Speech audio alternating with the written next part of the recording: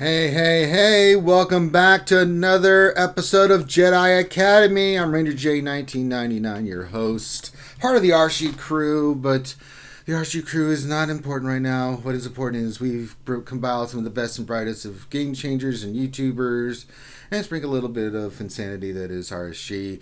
And we're here to take your questions. This is a Q&A show. Basically how it works is kind of like we do with our other shows, but it's for our wonderful panel who we'll introduce here in a second.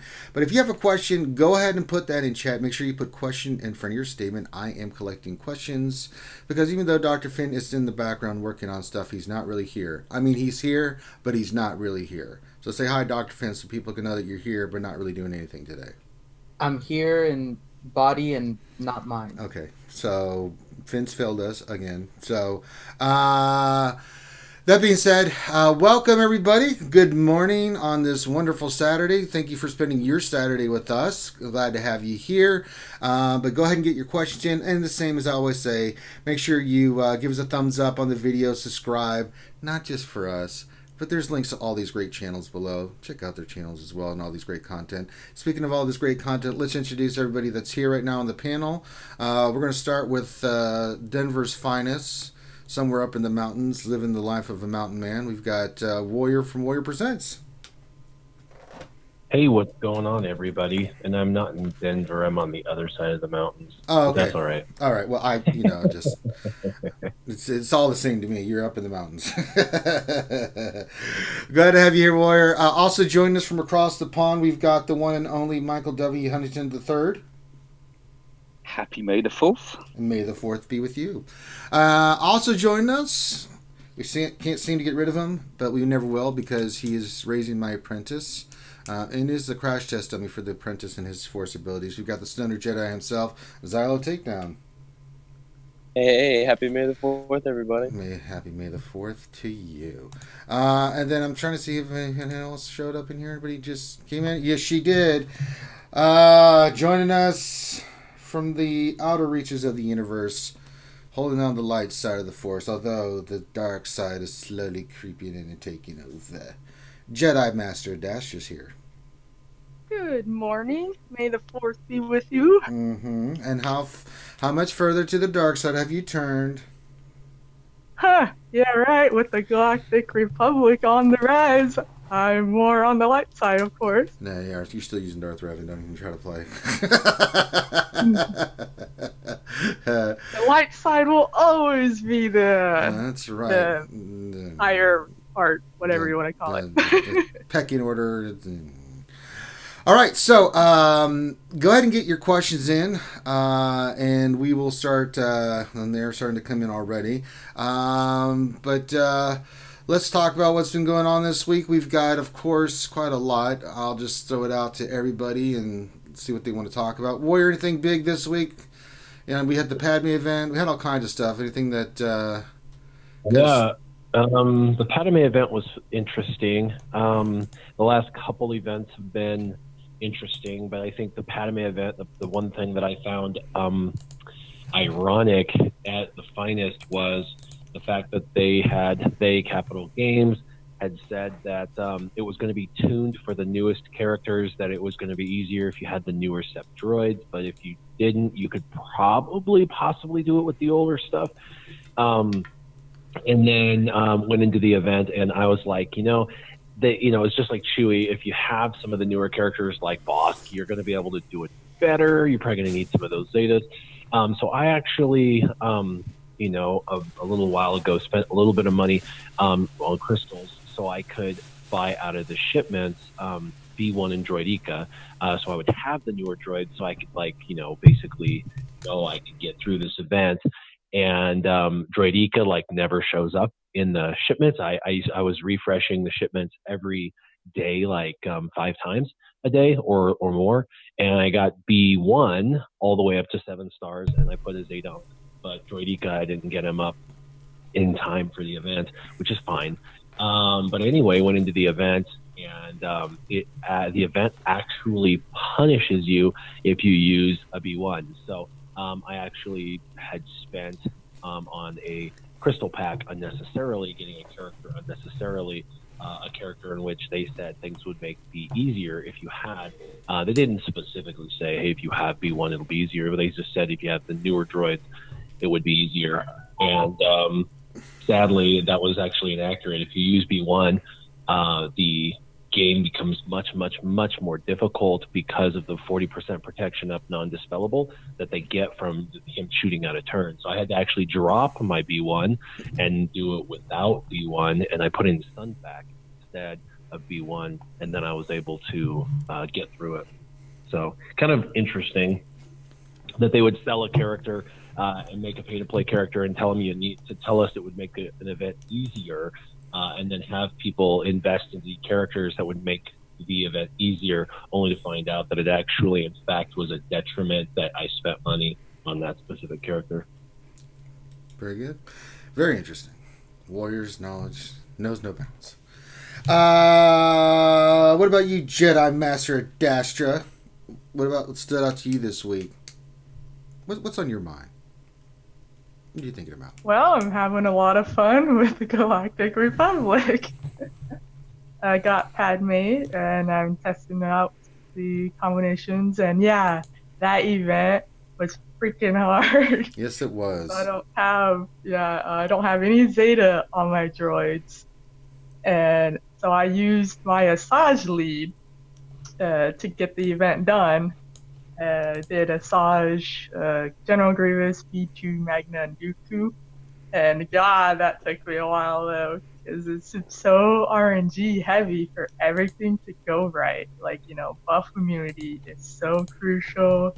Mm-hmm. You have to hope you land stuns and ability blocks. And so, I mean, it took me a good while, but, I like challenging events. But this one was just a challenge because of the RNG. Like, it wasn't, I think it's so different than the, people compare it to the Malak event and stuff. And it's like, no, this is a whole different level of challenging. Mm-hmm. But yeah, managed it, got it. And so threw the Zetas on her and I'm having fun testing in arena and just testing in general to see, what all can this take on. And so I'm having a blast of that. Don't worry, you'll come to the dark side again. You've already started down that path, and once you do, you forever will control your destiny. I'm just throwing that out there. What about you, Michael W. Huntington III? What's been grinding your gears, making you think a little bit this week? What's been going on with the game? I was advising people if they're doing the Padme event to do it in a padded room. That way you'll preserve whatever device you're using whilst doing it. Because it's going to go airborne at least once on the frustrations. Oh, and also protect your hair. If you have hair, wear something that prevents you from ripping it out. Baseball cap, something along those lines, right? That was just that was an effort. Did it like Lady Adastra playing around. I missed out through real life. I wasn't able to climb high enough in ships last night to get enough currency to get the one more Zeta mat material that I need to do both Kenobi and Snips. So it's which one do I do, or do I wait until tomorrow and then I should be golden? Put the Zetas onto them, and then really start trying in arena. But I got a win. I actually got a win. I beat a 5-star Malak with my Padme Galactic Republic. Very nice. And it was a top 10 win. So unfortunately, all I captured was the very end with Snips doing the coup de grace on Malak. But that was, so there's a 28-second video that I'll be releasing at some point that'll be great. with no sound. Great. Yay. Yeah, good job. What about you, Stoner? I actually didn't touch the Padme event until just now. Like, I just did the first 5 tiers in 5 minutes, but I had the Sept droids and I kind of hyper focused some certain characters. And if you had the right TW focus characters, you got Sunfac and you've got B2 geared up, and I kind of been hyper focusing Magna Guard the last 2 weeks, so his gear's there, and now I'm kind of treading waters in tier 6 right now. So yeah, we might even do tier 7 on the stream today. Yeah, I mean, for me, I was able to get the 5th. I might be able to get tier 6 done this week. I'm hyper focused. I've got to get Sunfac and B2 going. Jordica and B1 are nowhere close. And I just like to say, I really appreciate these double drop weekends when we get them. But then again, it's infuriating when you save all this energy and crystals and then you refresh and you go for your ships and stuff and you don't get anything. That is infuriating. And you get 0? You can't Zero! get 0. You get 0 the first time, you're like, oh, well, that sucks. But don't worry, I saved crystals to do it again. And you get 0, like, you know what? Someone in CG is going. RNG is RNG. That's but it's crap. still worth it. I'm sorry, no, that's crap. Not even one hit. Not one damn hit. And it wasn't just one node, it was multiple. So I was like, okay, never again. I'm never saving crystals or anything again. It's screw you, game. I'll just keep doing like I've been doing. It's been working fine. I thought I could maybe get, and I would have been happy. Just 1 or 2 hits, I would be like, okay, cool, but nothing. Kiss my ass. That is beyond frustrating. Oh. And people in the chat are saying the same thing happened. That's ridiculous. Oh, we got a $5 donation from Sean Ragnar, the Red Kelly. Said, awesome stream, guys. Thanks for always answering our questions. Outstanding channel. Well, thank you, Sean. Very much appreciated. I'm just a potato head. Listen, the true stars are Warrior and Jedi Master Dasher Mike and Xylo and everybody else that comes on. So let's get to some questions. Bear with me. I am keeping track of everything and doing everything myself. So just make sure you guys help me. Make sure you put question for your statement. I mean, Finn's here, but he's not here because we got videos and stuff we're working on. So and just a quick reminder that after this stream, we got GA today. I was going to dual stream it, but we can't. We have officially signed on with Twitch. Twitch does not allow content to be dual streamed, so it'll be Twitch that we do the finals. And the guy that I was facing, Drayton from the Australian New Zealand Guild, great guy, awesome guy, and recorded some of the battles he did on defense for us. So we're gonna do something with that, and then we'll do the GA today on the Twitch, and then tonight we're going to bring back the late stream. Is that it, Finn? Are you still there? Finn's, I am. What are we doing? What are we doing with the late stream? It'll be at 10 We're p.m.? having Saturday Night Fun again. All right, so Saturday we'll Night Fun. doing Pictionary and just chatting with you guys and just having fun. Yeah, we'll answer your questions about anything for the week and things that we're working on. So just come out and hang out. Pictionary is ridiculous because it's just ridiculous. A lot of people have fun with that. And if you want to play along with us, anybody's allowed to jump into the game and play. It's a hoot. So come on down and check us out there. All right, all that nonsense out of the way. Let's get to questions here. They are coming in fast and furious, so let me get in here. All right. Well, one fun one for you, Warrior, since we'll go with you first, says, question from Remy Vinette. Question, Warrior, did you get some sleep at least last night? Or did you get any sleep? That individual knows I was up until at least 2 a.m. That's why they're asking it. So yeah, I went to bed a little after 2 a.m. and just woke up a few minutes ago. So I got like 5 hours of sleep. So I think I'm all right. Okay. God, get that man some coffee. Stat. All right, so our first question. There's a request. I'll do this one next from Kashmir. But Muffin02082011. That's a hell of a nomenclature there. Question: do you think Padme lead is a safe Zeta? Are we going to get burned like Grandmaster Yoda? Maybe with Jedi Master Kenobi with the new TB as the next Galactic Republic lead. What are you thinking about Padme's kit and stuff like that? The Zeta, is it worth it? What are your general thoughts, Warrior? Yeah, so Bastila Shan is a worthwhile Zeta and has been, even though there's Jedi Knight Revan, and lots of people use Jedi Knight Revan and Bastila Shan leads, and they know that they're kind of like number 1 and number 2. Padme is going to be, at a minimum, a Darth Revan for the Galactic Republic for now, and at worst, a Bastila if another character comes out. And so think of her as like a Bastila Fallen, or not Bastila Fallen, but a Bastila Shan regular lead. She'll at minimum be the second best Galactic Republic lead, but at best the number one Galactic Republic lead. So it's a very, very, very safe Zeta to invest in, to put some Zetas in, because she's gonna rock it. She's gonna do amazing. They'll probably not bring another leader out that's gonna be better, but if they do, she'll be amazing leader for 3v3, 5 versus 5, territory wars, Grand Arena, all of the PvP content. Very nice. All right, now Kashmir had a request. She says, question, can the coolest 7-year-old get a happy birthday from Vader or Yoda? His name is Nicholas, and today is his birthday. Thank you. Well, of course we can, Kashmir. I can do that for you. So, birthday it is for Nicholas. 7 years old he just turned. When 900 years old you turned, then maybe talk to me. There you go. Happy birthday, Nicholas, from Yoda and all the Jedi. Let's see. Blackbeard Premium, next question. That's for Scissorman.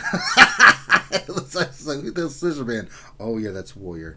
Let's see. Jedi Master Dasher, next question. Give me a second here. Ed Squed. Question, do you think CG has any intention of breathing new life into ships? Surely the Clone Wars would be perfect for a mass ship release, but once again, it feels like the last thing they think of. What do you think about that, GMA? Jedi Master Dasha? Yeah, absolutely. We are long overdue for some new ships, capital ships. I still think they're going to drop 2 cap ships in a row on us. I mean, they have a plethora of choices now of what ship they could do. I'm fully expecting something, air quote, soon that they're going to drop, because it's just, when was the last time we got a cap ship? Hasn't it been like well over a year? I think it was a long time ago in a galaxy that was forgotten. Yeah, seriously. So, I mean, we need something. It's gotta be just, I mean, at this point, anything. Just give us anything to shake up this Akbar Millennium Falcon meta that everyone is running. It's ridiculous. I don't know how else to put it. It's so ridiculous how it's the meta on ships. We could spend an hour talking about that.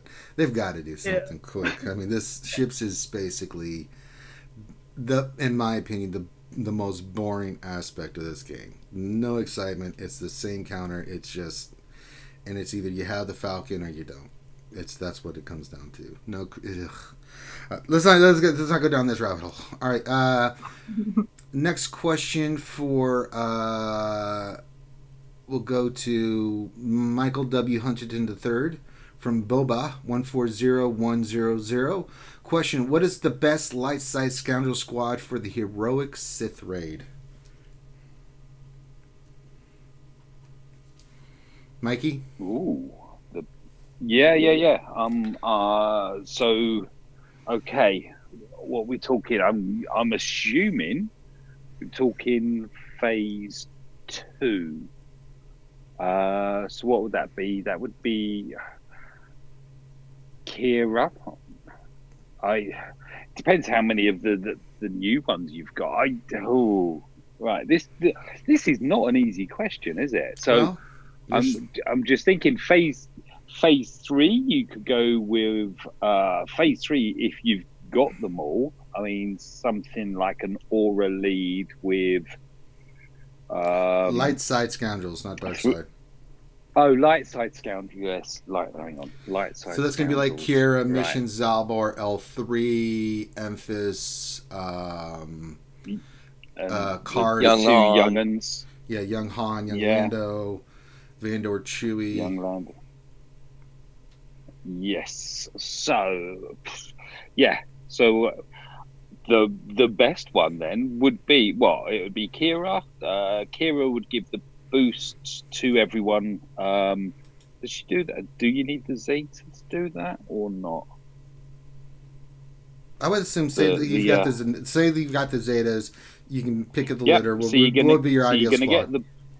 You're going to get the boosts. Attackers get 10% offense, stacking max 3 stacks. Tanks get plus 20% crit avoidance, stacking max 3 stacks. And support or healer get plus 20 speed, stacking max 3 stacks. So you're going to add on, if you've got that, you're going to add on 60 speed to your nest, because I believe nest is support. Oh no, she's attacker. Okay. Right. Kira, Emphies, Vandor, because you want the revives. I do like young Han Solo. So if you can spread around, what is it? What is he spreads? His love. Prepared.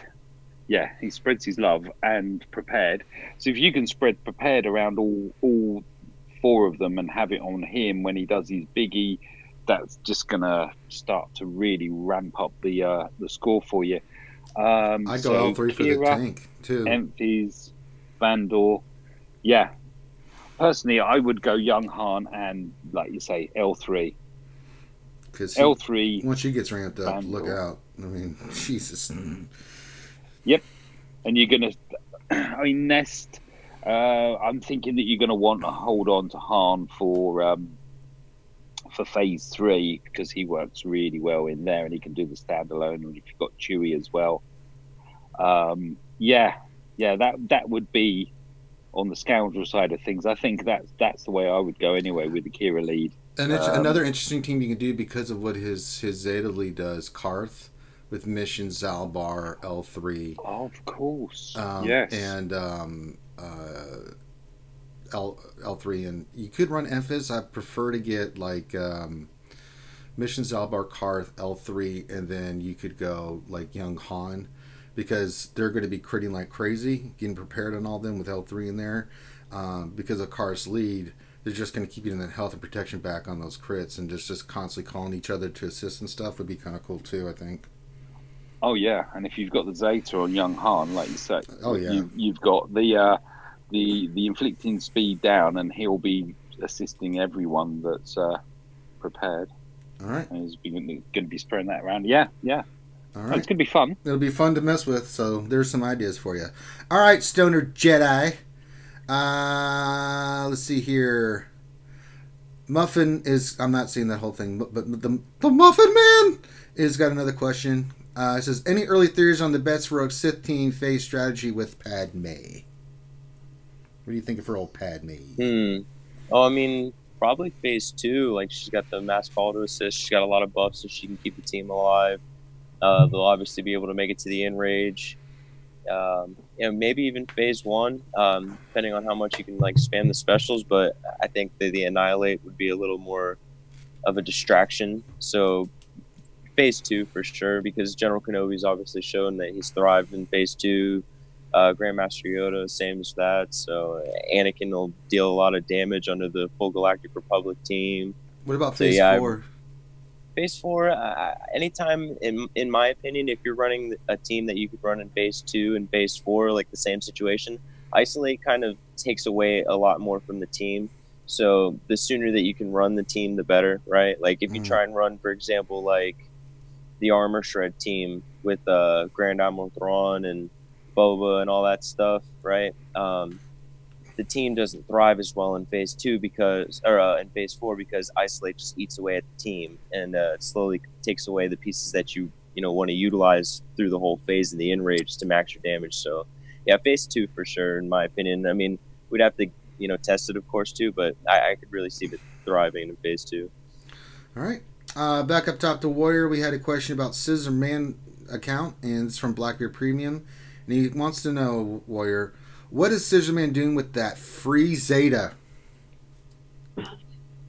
Well, nothing, because they sent a free Zeta, but they didn't send any Mark III materials or Omega pieces. And on a free-to-play account, you never have any of those. So to give a free Zeta, you got to give all the components to a Zeta, not just Zeta components. So I'm sitting on that for probably about 3 weeks. But on my main account, I will be using that Zeta on something fun in the Galactic Republic, probably do Padme's second Zeta because both of hers are actually really good.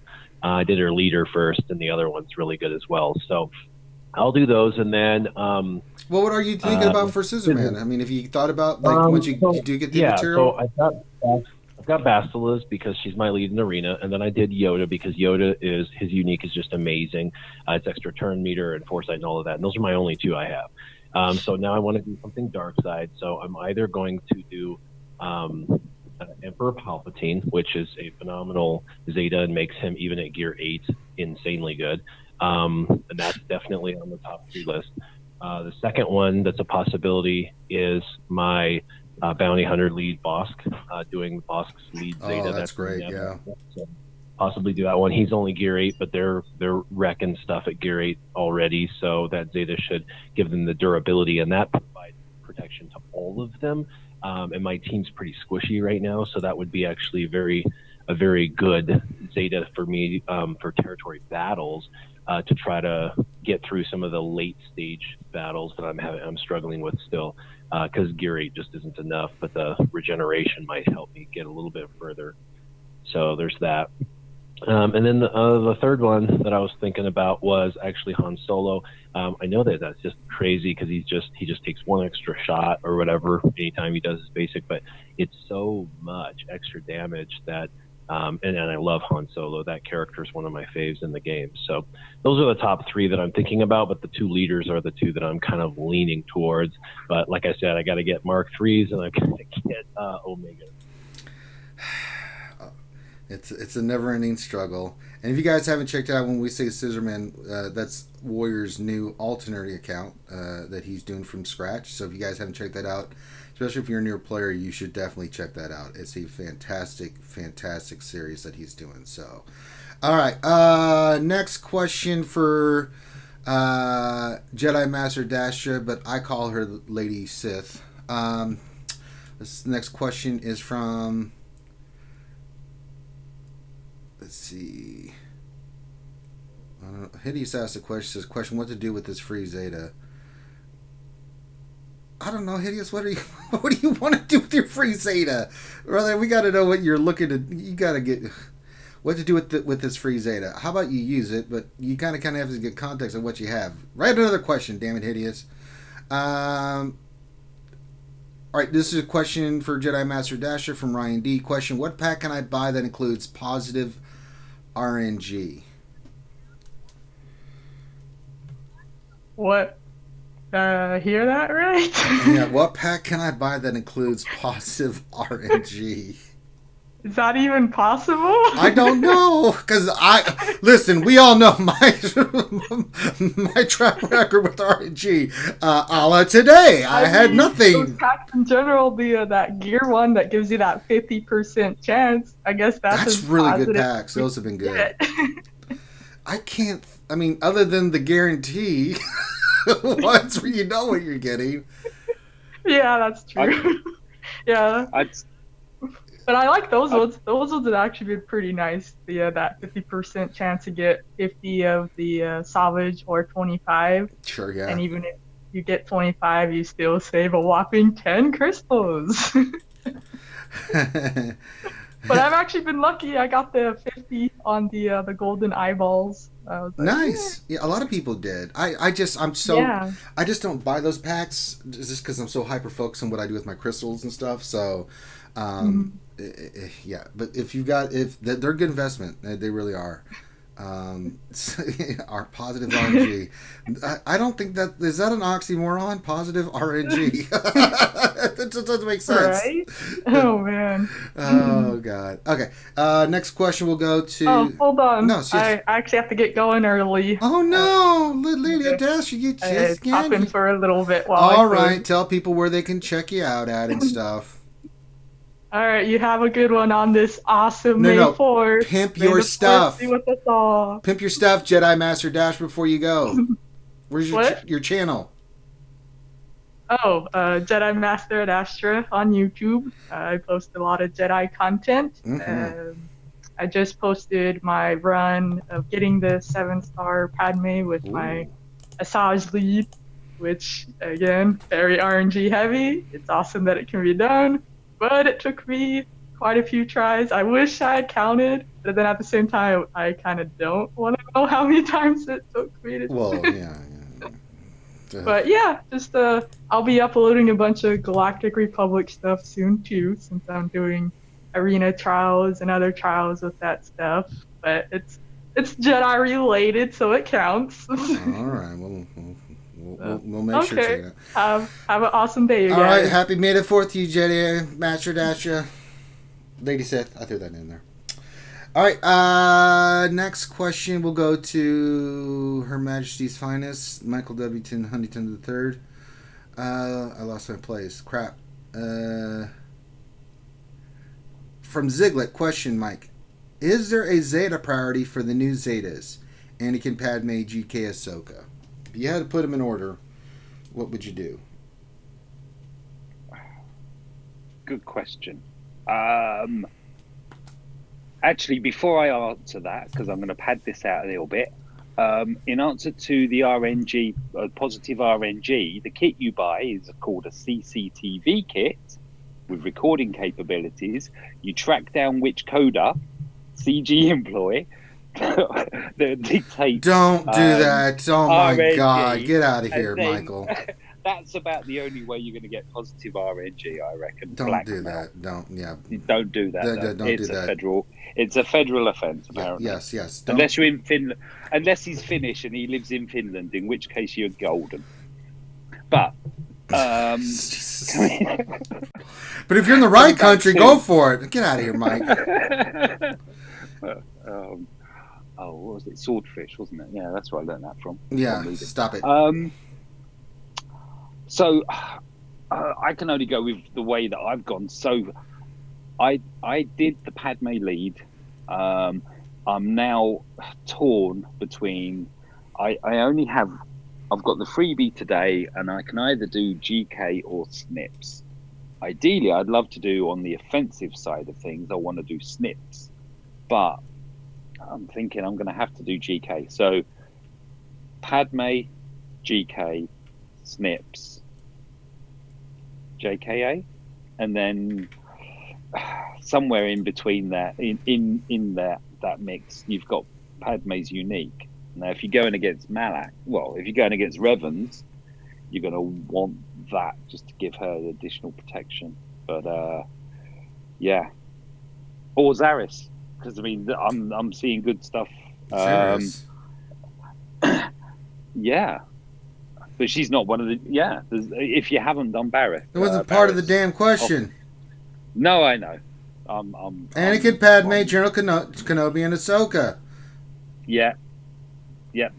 Those Zares in there. Those. Oh Lord. All right, next. No, but she's an option for that squad. I know. Unfortunately, Yeah, Lady Adashi's gone, but. Yeah, figuring out the 5th. We'll have to see. There's a lot of reworks coming in. I'll tell you, if they make Mace like he was in the event, give me that Mace. Good Lord. Yeah. He did. He was like Nest, wasn't he? Mm-hmm. He's not locked down to taunts or whatever. Mm-mm. He does what he wants. All right. Next question for Stoner. Apropos Wooin. Question. I need to upgrade my Separatists for Padme, but they are low gear. Should I build my droids? All are at 7 stars except B1 and Droidica. I have Gear 12 Double Zeta Ventress with Gear 10 Dooku and lower. What should be the Zeta Order 2? Well, what did you use to beat the event, and what would you recommend? I kind of throw this out to the whole panel because I only beat it at 5 stars, but Warrior, you guys have better lineups with the Separatists. Mike, you can jump in, but with you, Stoner, what do you recommend if someone's going to start? Like with that question, what should they do? Where should they focus to beat the at least get it unlocked? I mean, I think the main focus is Grievous's 2 Zetas, really, and then you have what droids you have, and Asajj can work. Obviously, her AOE dispel is a huge thing in this event right now. She also has the AOE as well, her AOE kill, so she can reset her cooldowns. It's very timely though because you have to make sure that they're debuffed and everyone has buff immunity. And yeah, I mean, again, I've just did Grievous's first Zeta, and I don't have the Omegas yet, but I should have him within the next day or two. I'm gonna finish the event for sure, but I'm using Asajj and Sunfac as my 4th and 5th, so not a lot of people have that luxury of having Sunfac in the lineup. Another thing is too is the Shatter Point. It's kind of like their own mark in a sense, so they can really attack whoever they want to, and regardless of gear. Like I'm gonna push my Grievous's 1 piece now from gear 12, and he's still doing some fairly good damage, but Asajj ramping up her damage right now has been the key piece for me, and then. Dooku, I've seen Dooku work as well. His stun mechanic is really flexible in that event, is on both of his abilities. So don't try running Dooku lead, though. That's one thing I've heard. What about you, Warrior? What was the team that you used to beat it? So with that particular event, Dispel is king. So B2 was kind of a must. Sunfac worked pretty good. He used to work better. After he came out, he's supposed to have a 50% counter chance, and he dispels on basic. So, but then when he first came out, when he was a pay-to-play character, I remember him countering like at 80 to 100% of the time, and so then they nerfed him. They were like, "Oh, it's not working right," so they reworked his coding, and now it feels like he only counters about 10% of the time. So he's not as effective as one would hope, but he does get some of those off. So that's RNG specific as to whether he's going to be beneficial or not. If you're talking about characters that you're going to need the next time it comes around, we're talking about 4 months from now minimum. And so you actually have time now to actually farm free-to-play Droideka. And every single person that I saw on Twitter, on Facebook, on in Team Instinct, they're like, "Oh, that was an easy event." They had 2 things. They had the double Zeta General Grievous Gear 12, and they had Droideka at 7-star Gear 12, and then everything else could have been trash. And they were like, "That was just the easiest thing ever. I just hit auto," and I'm like, "Awesome," because everybody else doesn't have the luxury of a 7-star Gear 12 Droideka. So. This first time around, it was definitely more difficult, but the next time you'll have that opportunity to be able to farm it up and get him there. So Droideka, if you can farm him out, it would be definitely like a must-have. He was kind of the new character that would have helped. General Grievous, both his Zetas are not necessary or required. A lot of people did it without both, but both of them aid in that process. So I would definitely consider it because it makes that really, really good for every other area of the game. So you might as well go. And he's kind of like any of the other legendary style characters where they got 2 Zetas. Most of the double Zeta characters are worth the double Zetas. So yeah, I would do General Grievous, and then I would do Droideka, B2, and basically the other 2 can be anything you want. I used Asajj Ventress and Sunfac in those 2 slots, and instead of Droideka, I used Magna Guard. Woo-wee! Magna Guard with 100% potency could never land a stun, so that was something cool. And then B2 with 121% potency. I know. Almost never landed buff immunity. In fact, I could not get buff immunity to land on their General Kenobi. People are like, "Oh, just stun General Kenobi." I'm like, "Oh, stun him, huh? That's nice, because I have over 100% potency and can't land a stun." So his tenacity must have been, over 9,000. So I'm not sure about that. And General Grievous gives stacking potency to his team as it goes on. So I just I was at a loss for words why I couldn't get any of the debuffs to apply, but it is what it is. Definitely want Droideka if you can. Because everyone who said it was just like, "This is patty cake, this is easy," they all had Droideka. And I was like, "Oh, okay, well, that's the missing link because I don't have that and I'm struggling." So there you go. All right. Let's see here. Last question was for Stone. What did we go? Stoner? No. Who did we hit? Yeah. Yeah, that was the last one. Okay. Thank you. Let's see here. So we're back at top 2 Warrior. Okay.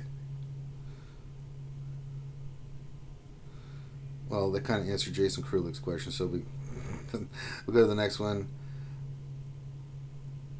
So here's a question for still about the Padme event, Warrior from Gav P. let's see. Question: I hoarded before the Padme event, managed to get 5-star without using resources remodding. Should I pump gear into Grievous now, Gear 1, Level 1, to try for a 7-star, or will 5-star Padme do for now? What do you think about Padme at 5 stars? I think Padme at 5 stars is amazing.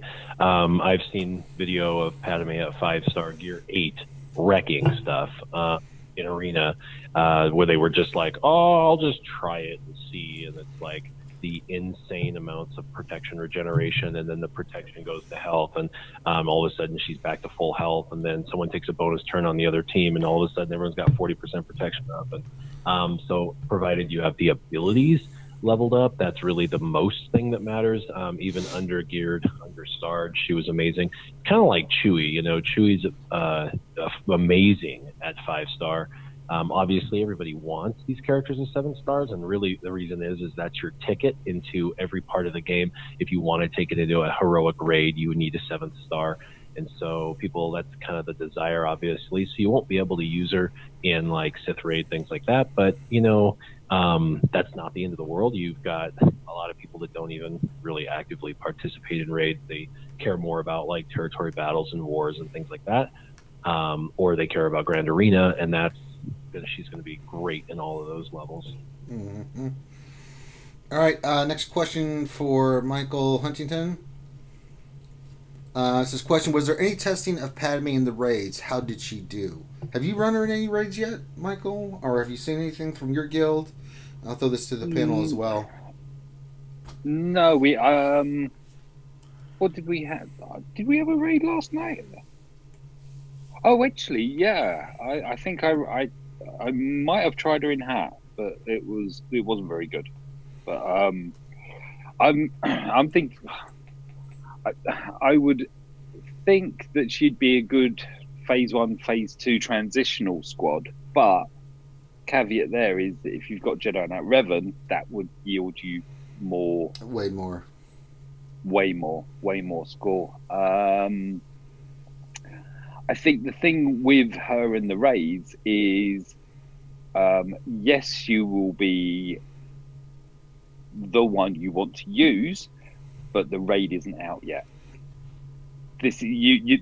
She's our forward planning for the Geonosian raid. Is there a raid? No, it's territory battle, isn't it? Sorry, my bad. Raid White. I think there'll also be I think they're going to do another raid as well. I don't think she's going to be awesome, although now someone will go and do solo it with her or something. But I don't think she's going to be too much of a current raid character. She's going to be more GW, TW, possibly if we get a meta change, but that's not forecast for another 5 months minimum, I would have thought, with the amount that's been invested into Revan in either guys. It's not the greatest of answers. I'm sorry, but I mean, she just came out. We need a little bit more time. So I thought maybe someone you'd see somebody in your guilds. There's not the survivability there. I mean, Darth Revan doesn't do huge amounts, does he? I mean, he scores. He's fun. It's like phase. It's like phase 3. You use it in phase 3 because you just AOE the hell out of the lightsabers and just burn Treya over and over again. And you can get at least 1 million damage plus with that team in phase 3. Padme squad. I don't know. Maybe if you could get a combination. I'm trying to think. Galactic Republic that reduced turn meter. You've got Yoda, and the other one that springs to mind would be. I was looking at him earlier, actually. Qui-Gon. I mean, this could see maybe a resurgence of Qui-Gon as well. Qui-Gon? What is this? Calgon, take me away? It's Qui-Gon. Damn it. Qui-Gon, then. Qui-Gon. Yeah. What is he, Klingon? All right. Oh, Jesus. QGJ. Oh, my God. All right, the damn next question. All right. Next for Stoner for Apparingo. Question. For the blankety blank blank Padme event, I have General Grievous Unique Zeta and 2 on Asajj. My team is General Grievous, Asajj Ventress, Magna, B2, and Dooku. Which Zeta would help me better? General Grievous lead or B2? I have better results with AV lead so far. Yeah, Grievous lead.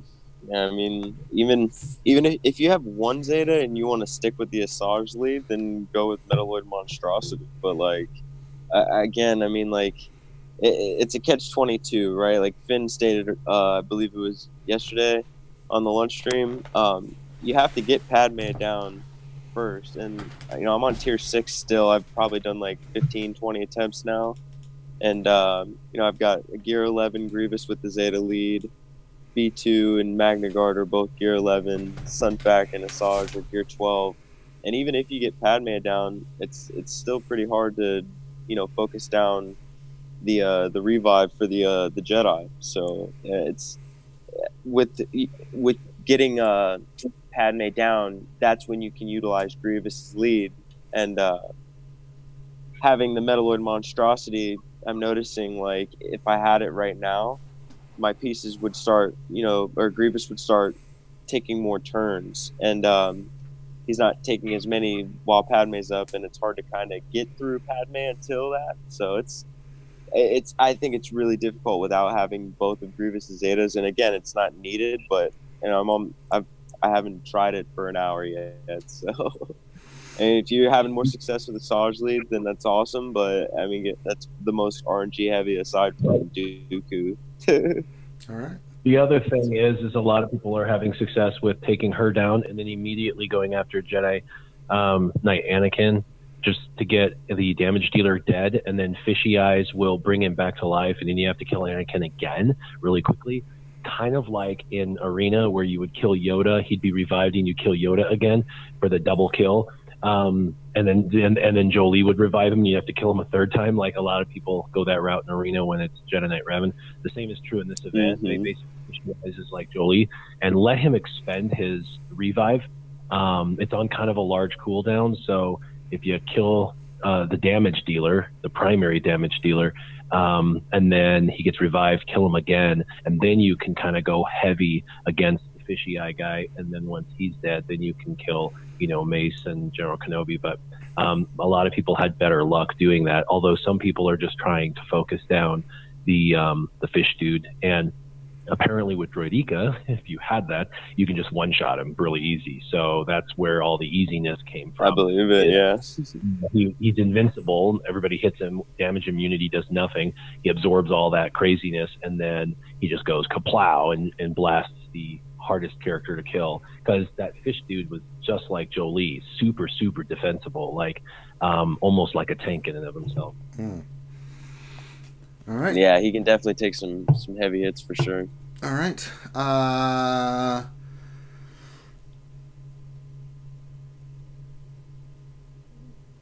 had another one here. Wait, where did they... Hold on. My thing just went bonkers. All right, because we're back up top to Warrior. All right, this is from JLY9. Warrior question. How important is the fallen Bastila Zeta in the Darth Revan team with Malak? Honestly, it basically provides foresight on her and the leader, and in that composition, most of the abilities and things like that go right through foresight, so it really doesn't actually matter especially when it's mirror matches. I can say personally, from personal experience on my alt account, where I'm using, where there's literally people in the top 20 using First Order, Bounty Hunters, Night Sisters, Emperor Palpatine-led Zetas, Darth Revan, Jedi Knight Revan, and now the top 20 is almost all Jedi Knight Revan and Darth Revan. Bastila lead is much more difficult to win, and I noticed people that Zeta'd their Basilisk on Fallen are much harder to beat. And the reason is my first, time I have to jump and I have to clear their foresight. It does no damage because there's foresight. So Unfortunately, it's like an entire round of damage that I'm trying to apply with my Yoda that doesn't happen, which I find then makes it harder to finish off Fallen before she basically heals herself, and all of a sudden it's all over. Because if she takes one turn, you're done. Because the moment she takes a turn, everybody gets corrupted battle meditation, and that's the part where it starts to fall apart. So you got to kill her in an entire opening salvo, where she doesn't get that turn. All right. Next question. We'll go to Michael. From What Else 83 question, with the new Padme and all the potential teams, what kind of defensive teams would you make with her for territory wars? Would you strip from Jedi Knight Revan teams to get it more defense, i.e. General Kenobi? What are your thoughts? No, I don't. I think it gives you. It opens up more to you. I mean, oh yeah, Kenobi is the one, I suppose, isn't he? You used to run Jedi Knight Revan without Kenobi. Yeah, you can. Just more offensive. Yeah, it's. I mean, she's very new. Unfortunately, we can't. I mean, the frustration is that there isn't anywhere at the moment we can try her out. I mean, we're doing a dark side territory battle, so you can't even play around with comps in the territory battles. It's Revan Malak everywhere in arena.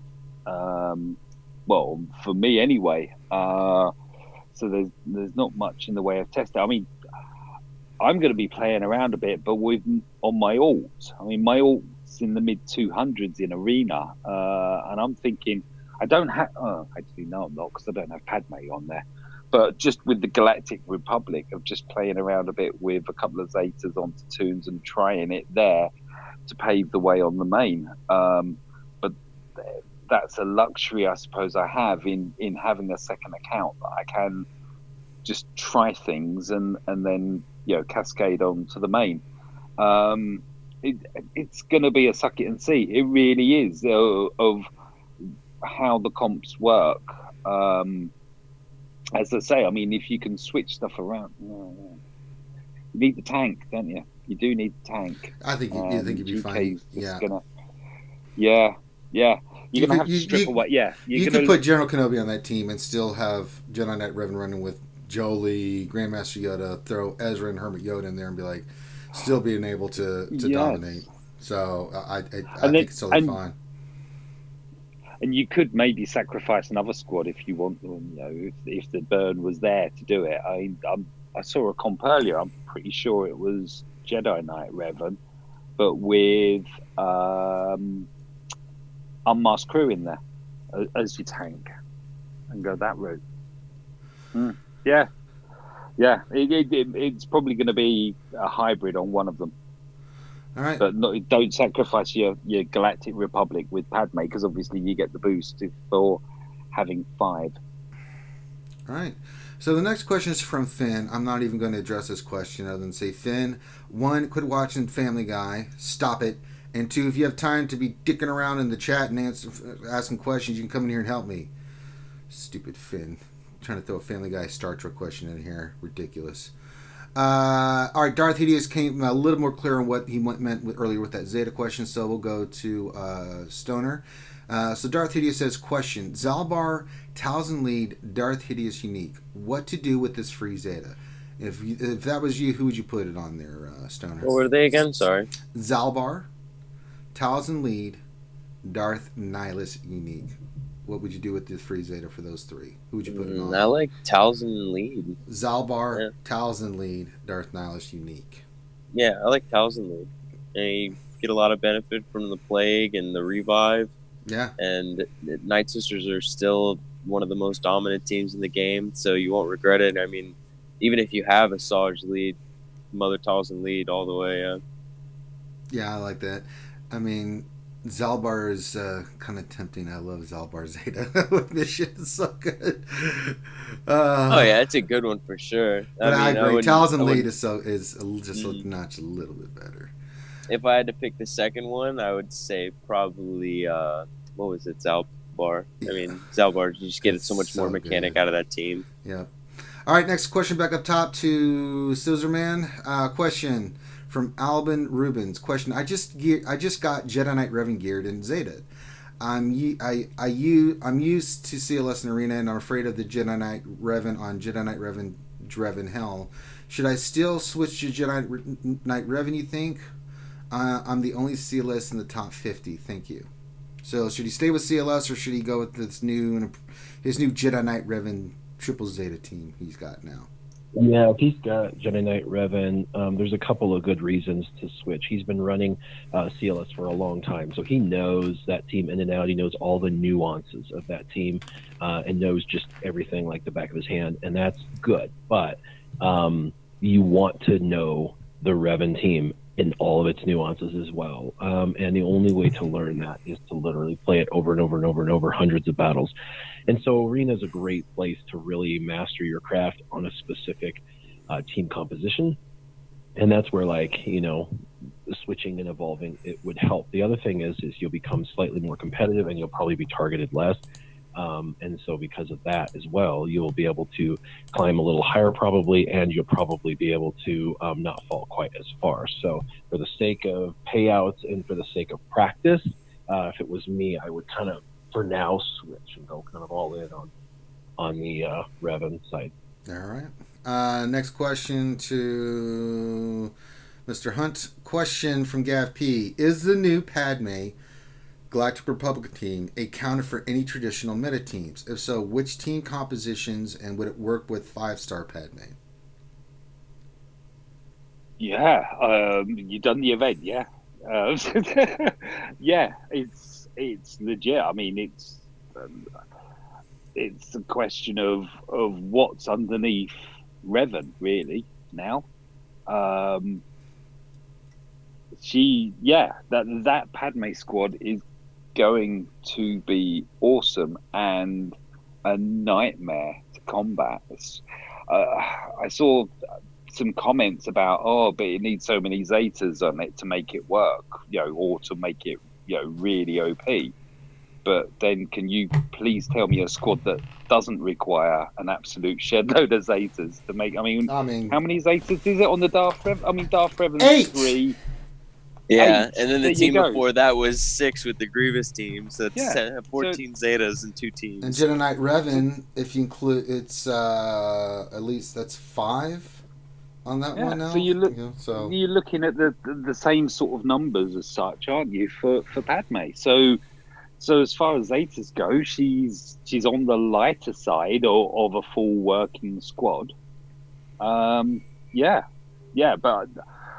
she's going to be good against everything. I mean, as soon as they start ramping up, the bonuses that they get? Was it Ahsoka suddenly becomes like an annihilator? She'll hit for 3 times and she'll get so many stacks and yada yada. I mean, she's going to destroy. JKA's destroying, and they're getting all these buffs. All these debuff defense or protection. So you're not going to be able to debuff them.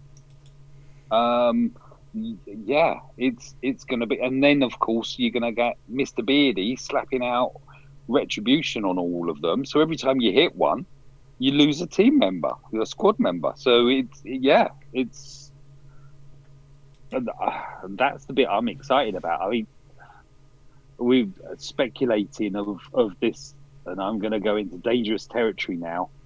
The next territory war, the three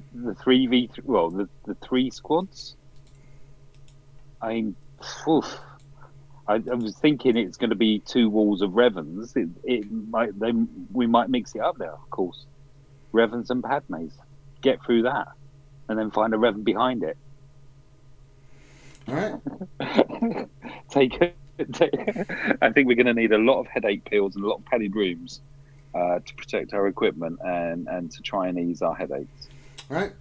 Stoner Jedi, next question from What Else 73. Question: how close to accurate do you think the Star Wars Galaxy of Heroes events estimated for Darth Revan coming back at 41 days before it starts is? Panic Farm tool says 48 days till it ends. Do you think that's right on points? Yeah, Or I think like 50, 60 days, maybe even 70 at most. well, this is saying 41 days. If it's 41 days, then yeah, panic time is real. I mean, it seemed like it was just yesterday that the event was here too. So, I mean, it sounds a little early in my opinion. You know what I mean? Especially since like it's such a new character and new mechanic. Like I don't think they're going to introduce that frequent. You know, and we expected that like the hero's journeys were every like 4 months, and this is Jedi Knight Revan's third appearance. So I think it'll still be a few months. You know what I mean? At least 2 months. At least. Yeah. Just stay on target. All right, back up top to Warrior from Josue Garcia. Question: should I feel dirty that I spent a Zeta on General Grievous in B2 and spent lots of crystals to get GG in B2 to gear 12 just to get 7-star Padme? Also, the rest of my Separatist droids are trash. No, I mean, if that's what you wanted to get her, then that's what it took. And I actually didn't have Metalloid Monstrosity Zeta at all, and did the event like 20 times and went, okay, fine. So I threw the Zeta on Metalloid Monstrosity. I'd actually had him in the top 3 next Zetas for myself anyway, just to make him in 3v3 more durable. The 3 versus 3 team is good, but it's phenomenal if he has his Metalloid Monstrosity. It makes it very, very difficult to kill because he takes that bonus AoE that just slaughters everything. So for the normal counter at Night Sisters, it really doesn't work, and then they lose their counter, and then what do?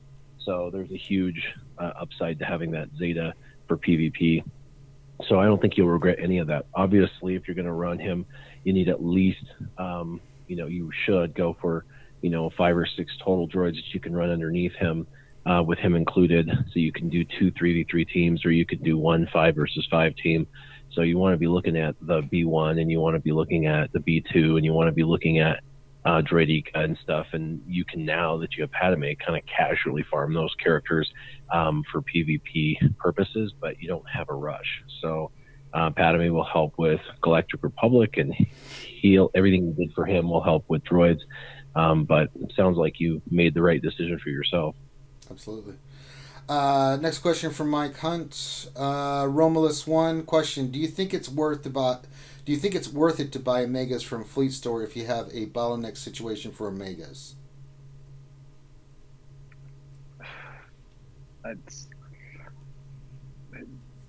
Yes. No. Is the quick answer. No! Are you cray? Yeah, I am. I mean, I've done it in the past. Oh because, my god. I mean, ideally, obviously, you want it for the Zeta mats, or if you're still, or the shards. But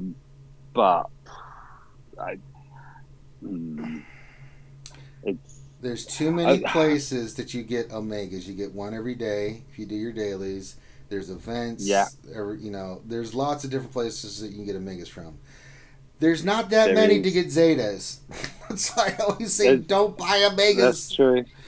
Two events. And, 2 events, and the Sunday, Monday, Thursdays, and you can pretty much bank on you'll get maybe 1 out of those 3. Yeah, at least.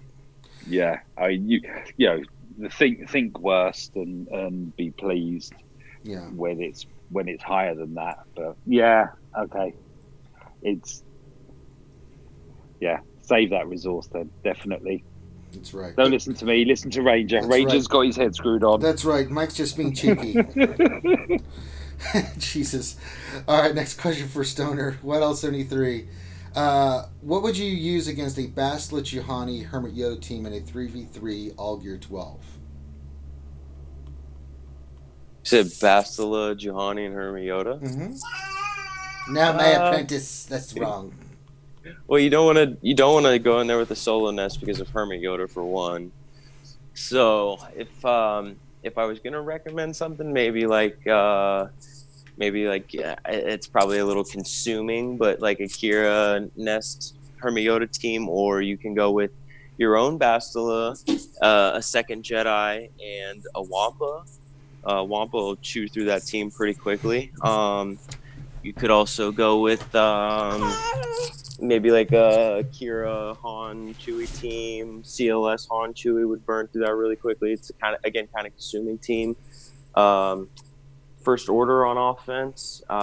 If they're geared, you can kind of manipulate Bastila with the stuns, even though the tenacity is up. Its crew stuns unresistible, and go in with like a First Order executioner and have some high DPS. Yeah, some good examples, I think. All right. Next question, Gav P for you, Warrior. Question: I'm prepping for the return of Revan Malak events. All my tunes are gear 11, well modded, and 17,500 power, or close to that. What key Zeta's gear 12 tunes are the focus to beat the events?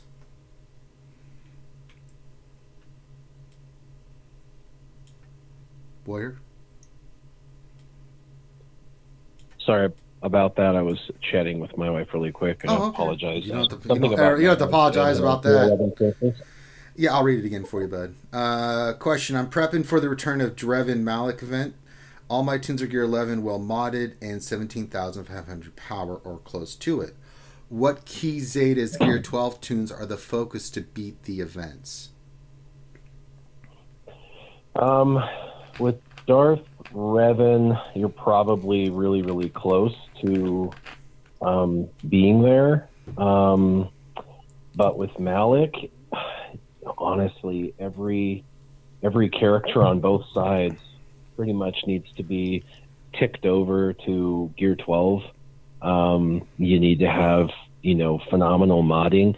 When I say phenomenal modding, I don't mean just like, hey, arena mods thrown on people, because that doesn't always mean that's good modding, because everybody needs to be modded differently. I know a lot of people do that. In fact, sometimes I grab my arena mods, throw them on, and I do worse in the event. I did in this last event. I actually had to go back to my like subpar level C mods to win, because my level C mods were more specialized, meaning like my B2 had potency but with nothing else, and that was all I had on him. Well, he did better when he had all that extra potency instead of an arena mod making it fast, because people were like, ooh, make B2 fast and that'll help, and it really didn't at all, because of the amount of turns, bonus turns he takes anyway. It's a moot point. But I tried just to see. So get crazy with a specific stat. For example, for Zalbar, make him ridiculously tanky. Focus on defense, focus on protection and health, things like that, so that way he's just stupid tanky. For like mission, just focus on like insane amounts of offense and crit chance, because you definitely want her to crit and you want her to do insane damage. And when I say insane damage, it's a really hard target to hit. I mean, people with like god mods can do it, but you want to do between 1,000 to 1,500 plus additional damage. So if let's say the person does like 2,500, your goal is to get at least to 3,500 to 4,000. Like that should be your target goal for everybody if you're focusing on offense. And offense is key, because you definitely want to make sure that once it's multiplied, that base number that's being multiplied is bigger, so your damage output's better. I couldn't beat the Malak event until I cranked up her damage, and there was one other character's damage I had to crank up, but it was Jedi Knight Revan's. That's who it was. I had to end up bringing Jedi Knight Revan. I actually slowed him down and put an offense set on him, and with him doing a ton more damage and with her doing a ton more damage, it made the event more doable. And then you're going to have to study the videos and understand the mechanics of that, for Malak, because once I understood the mechanics, it still took a number of tries. And then I helped my brother, because that was the weekend we were burying my father, and I helped my brother do his event, because he was like, help me. So we sat down, and we were in the same hotel room that night, and it was like midnight, and I'm like, I just want to go to bed, bro. And he's like, come on, please, dude. He's like, I can't have you with me and not help me with this event. He's like, this event's stupid. He's like, I can't even get past the first thing. And I was like, okay, I'll help you. So we sat down, and we got it on the first try, but I had also done it for 3 hours that day for myself. So, I had suffered for him, because the first thing I did was we tried it, and he got smoked. And he was like, Gear 11, Gear 12 for most of the characters. And he's like, what's going on? And I'm like, it's your damage output, bro. You're just not doing enough damage. If you find you're hitting Malak into the yellow and then he comes back to, from that, you're not able to burst him at the end. It's for that. So there's not a ton of Zetas that are required. I would say Revan, obviously, you should have anyway, because those are the Revans are the leaders, and all of their Zetas are really necessary. And if you have all of those Zetas, you're probably sufficient on both sides. The Darth Revan side was far easier because all you have to do is allow Darth Revan to do the actual kill, and then he ramps up damage. And by the end of it, after he's killed those droids that come back to life, you let him kill them, and then they come back to life. You let him kill them, and you come back to life. And by the end, he's slaughtered your whole team. But that's okay, because then you can just one-shot Malak with Revan, easy, like whap, and it's easy. So that one was way easier, even with no Zetas except for Darth Revan's Zetas. And then the other one was just very, very difficult. If you can get a mission Zeta, I would really recommend the mission Zeta, because that extra damage is critical in that particular event. So I would say Revan's and mission for that side of things. There you go. All right, next question for Mr. Michael. Question, sorry if this has already been asked, from Paparazzi, but what's the most minimal free-to-play team you've seen to unlock Padme? So I guess the 5-star unlock. What's the minimum you've seen? Okay, I've got to be honest and say I haven't actually seen many at all. I believe there's a guide on Reddit. Excuse me, hang on, I'm going to cough. Hang on. Where's the mute button? I believe on Reddit there's a guide. Sorry about that. Running a Poggle lead. So Poggles, Geos, and that route. But yeah, your best bet: YouTube, Twitch, Reddit. Just go hunting. Unfortunately, of course, you're going to get I don't know what the minimum. The people is. say I did it with 3 gear 1, level 1 tunes and blah blah blah. I never buy in that unless I see video proof of it. It's like yeah. I'm not saying you didn't do it, but I'm not. Until you show me how you did that, and then what's the line? If you didn't video it, it didn't happen. Oh. But yeah, it's just going to be. You've got plenty of time. Unfortunately, your time is really going to be eaten up by that. Was it someone saying earlier on about something along the lines of 400 attempts? Yeah, it's perseverance. I mean, if you do it enough times, RNG will work with you. Yeah.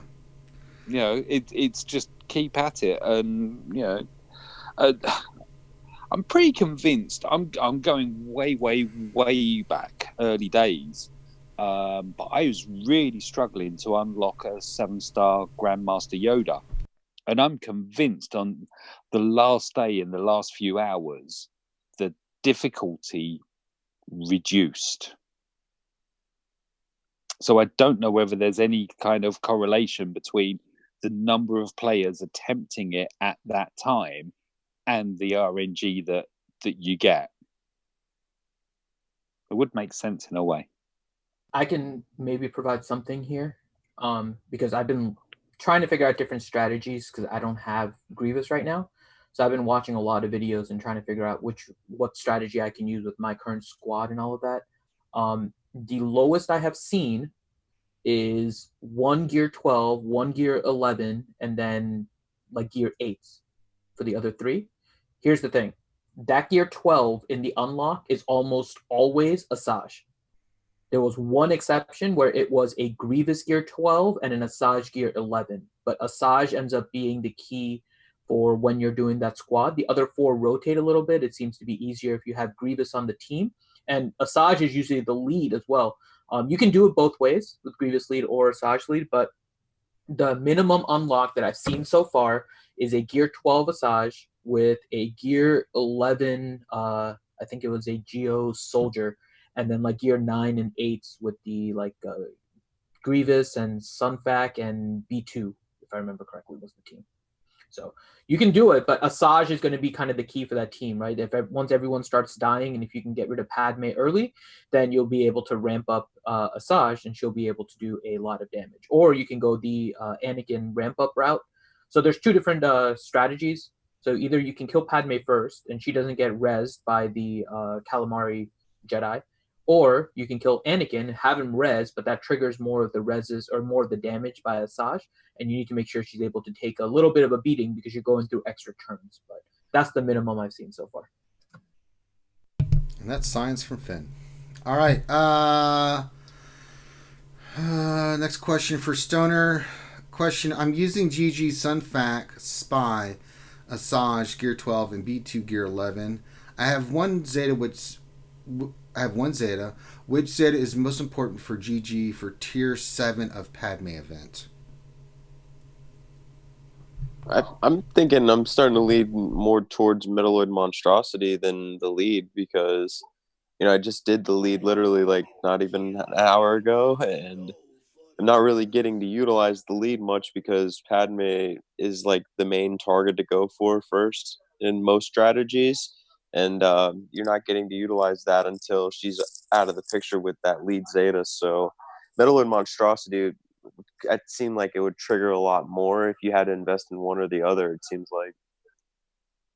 All right. Quaid just donated $1.99. He said, great stream, guys. Well, thank you, Quaid. Very much appreciated, my friend. All right, next question. Let's see here. Back up top to where? I just lost. Sorry.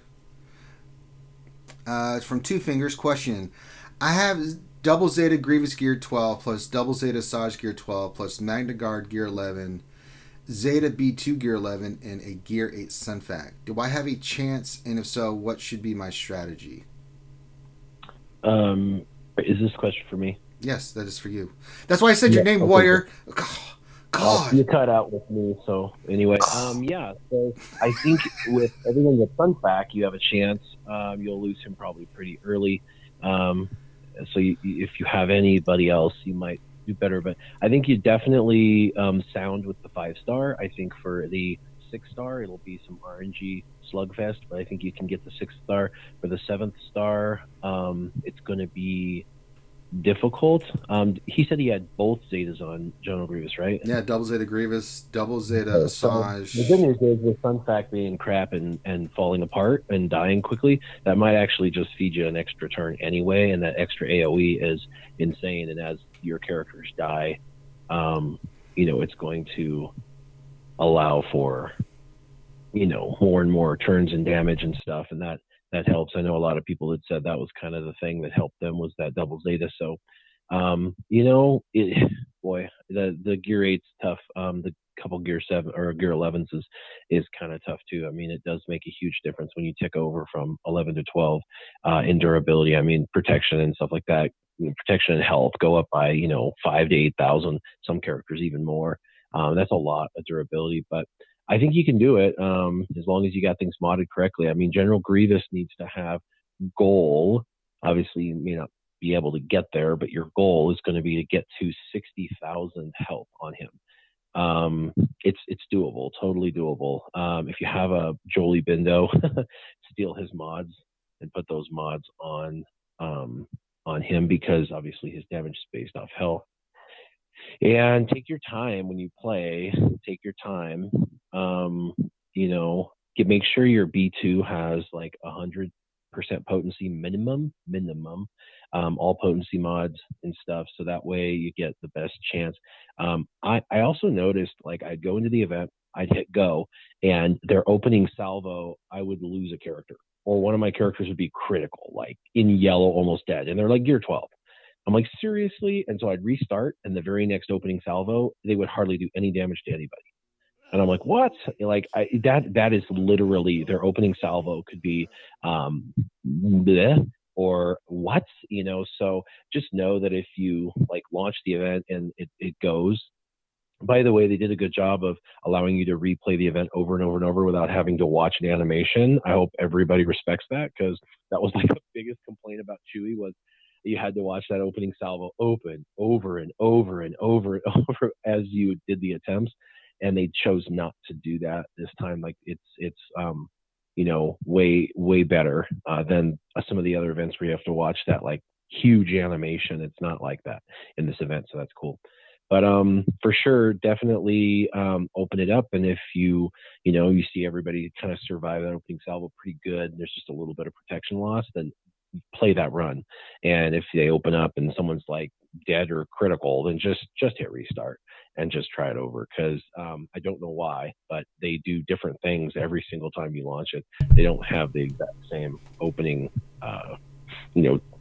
turn meter, so it's weird. All right. We just got a $10 donation from Kane77. Said, "May the 4th be with you. P.S. Check out the shirts my guildie made for our alliance on your Discord." There you go. Check those out. We always like to those cool shirts and stuff people come up Did you with. shout out the one from Quaid also? Yeah. Okay. Yeah. Finn, I know how to do this, right? Which channel on your Discord? I'm looking for it now. I didn't say. Okay. I'll carry on What were looking. you looking for? Well, he says check out his shirts on your Discord, so it's on the RSG Discord. Whereabouts on it? Who did? Sorry, I'm trying to. Kane77. Kane, Oh, Mr. Donator. He's just the donator. oh, he put it in the general. In the general, Yeah. he has pictures of his guild, the Chaos I'm Alliance. just looking at your breakfast. Yeah, it's in the general chat right at the top. Bacon and pancakes. Finn, Yeah, I know. I did. Finn, I see you asking questions and chat. I'm ignoring you. But the next question is a good one. No, you know I'm not answering that because that would never happen. Yeah, it would. No, it would. never, ever. All right, next question to Michael. Sith Lord 72 says, "Question: I'm a semi-new player. Can you explain how you ramp up Asajj? I'm attempting the Padme event and would appreciate the help." Many deaths ramp up Asajj. Yes. Basically, it's deaths that do it. So, I was trying to cheekily see if I could unlock Padme on tier 5 with 3 level 1s, a level 60, and a gear 12 Asajj, just because they're going to get absolutely muttered, which is going to ramp her up. But that's how it works. That's like, if the zombies designed to die and keep dying. I mean, okay, they've changed the mechanic since then, but that's what does it. It's just deaths. So if you can you could effectively use the reviver on their side to constantly revive their toons and keep killing them. And what you'll see is that each time she goes, she hits harder and harder and harder. The other things there, of course, are modded for hitting hard, and also the gear pieces. The higher the gear, I think on both my accounts, she's pretty much maxed. So like gear 12 and 5.6. So yeah, as much hard hitting material as you can put on her, and then have deaths all around her, and she shines and takes glee in the mayhem. All right. But that's pretty much it. All right. Well done. Next question for Stoner from Jedi Training Bogus. Question: do you think Padme will be needed for a hero's journey Lord Vader blue lightsaber version? And do you think within that event we will get Master Skywalker? There's too many of them. What are we to do here? Yeah, I mean, if they do go that route, I mean, I could definitely see Padme being required for a tier event. I mean, it's not like it hasn't been precedent before that we've needed a journey character or a legendary character or a raid character for an event. So, yeah, I could totally see it. I mean, Cool. She's one of the more iconic prequel characters too. So, I mean, it just makes sense that she'd be a required character for that era. All right. Next question back up top for Warrior from Danilo Papayas. Question: with a 7-star Gear 12 Ventress, a 7-star Dooku Gear 12, but only a General Grievous at 7 stars Gear 8, G Spy at 7-star Gear 8, Sunfek at 7-star Gear 7, down the line? Do I even bother continuing getting Padme this time at 5 stars? Sounds like you're up a really steep hill to make it with those gear levels. They with most legendary events, it's all about a star check and not a gear check. You can do things with like gear 8, and you can get it like 7 stars with only gear 8 because they want you to get the stars. But for those legendaries, it was always about farming a character that it was just about getting the characters that were just newly farmable. That was kind of the idea. And then the newer legendary character events, because there's so many players that have been around for so long, what they did was they cranked up the difficulty, making you actually gear those characters you already have, which is where this insanity comes from and where Chewie's event came from. It was difficult as well. I guess my only pushback on that mindset of thinking for capital games is for one, there's always new people trying to gear new people up. So for them, they're still having to, develop characters. Like for me, I still have to get 7-star characters. There's still a star check there for me and for a lot of other people. Not everybody has separatist stuff. In fact, how many of the veteran players really had the separatist stuff? I guess we're going to find out when we see the meta report. But when you go back and you look at Emperor Palpatine, well, now in theory, everybody's out. So everybody's been out for a long time. So shouldn't that event have a really high gear level now? Because it's a legendary event where everybody's got everybody.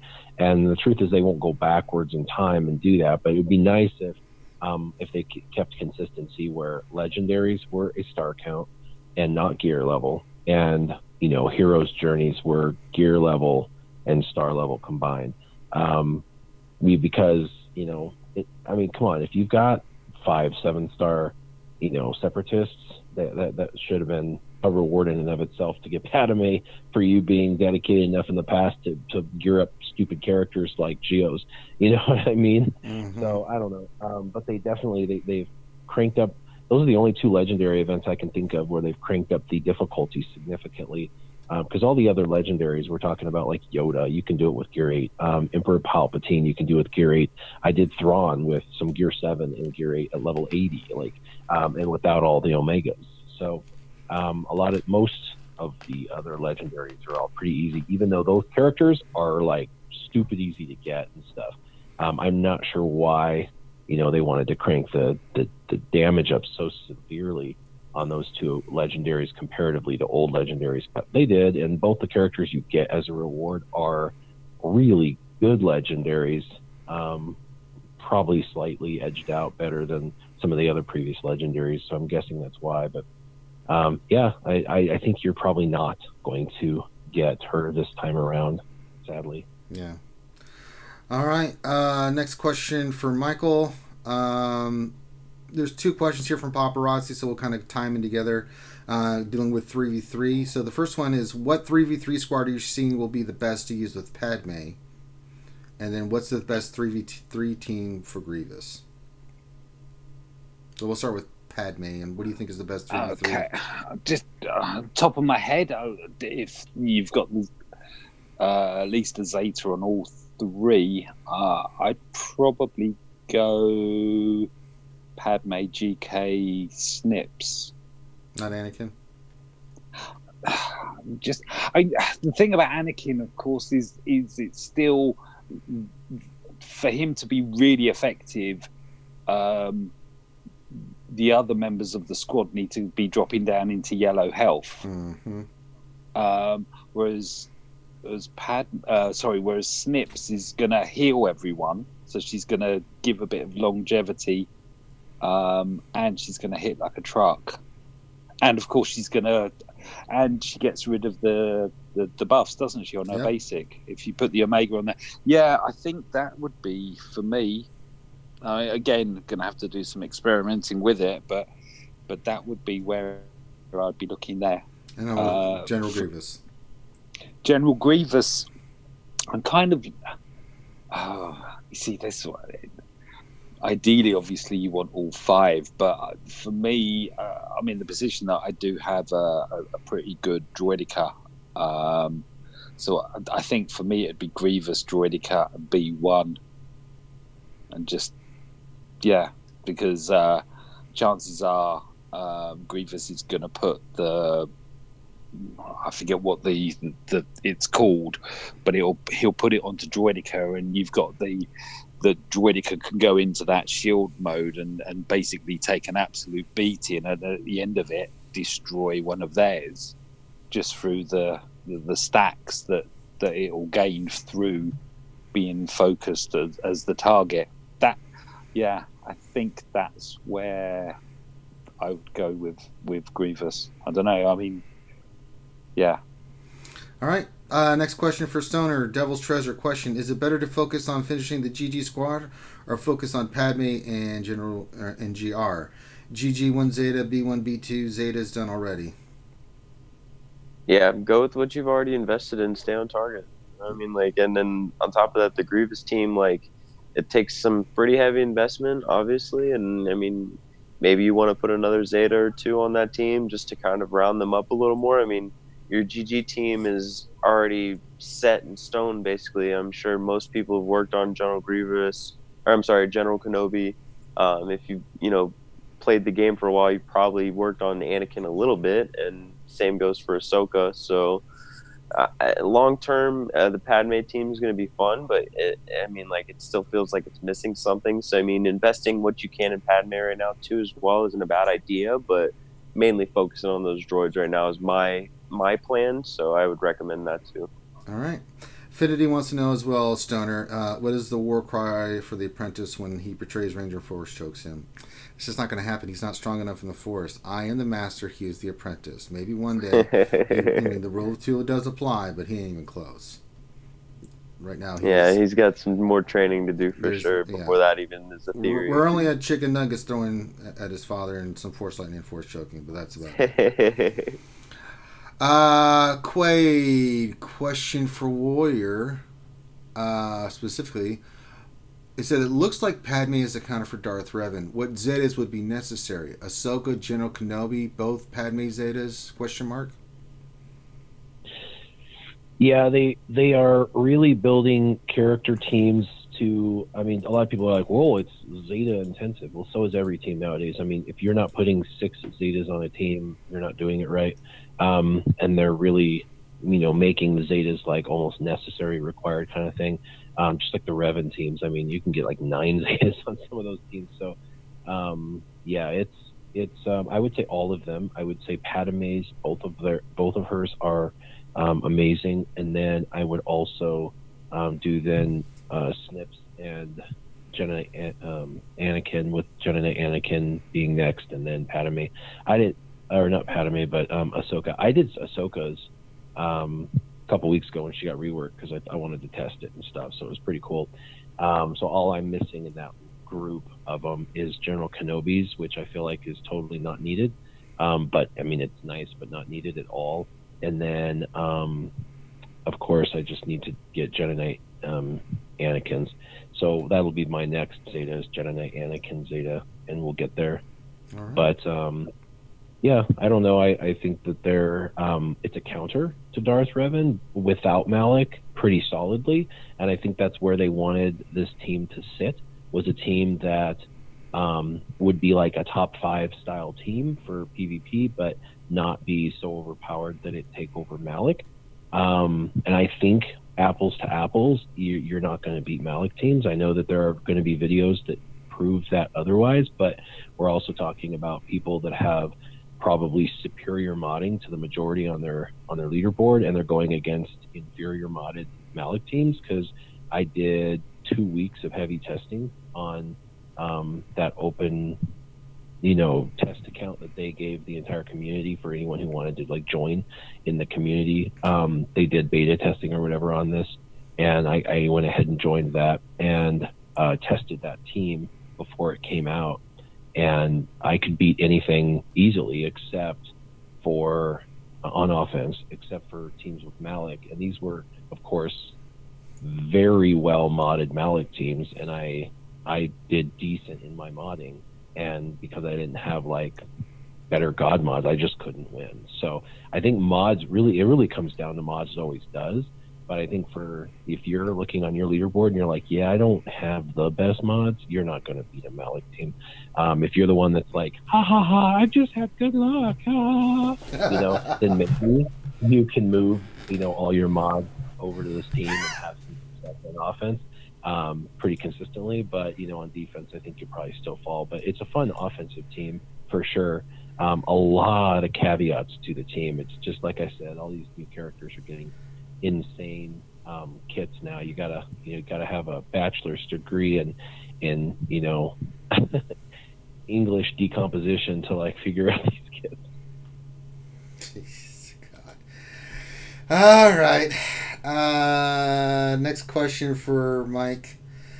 From Hella, next question. Has anyone seen a non-General Grievous squad beat Tier 7 of the Aggressive Negotiations Padme event?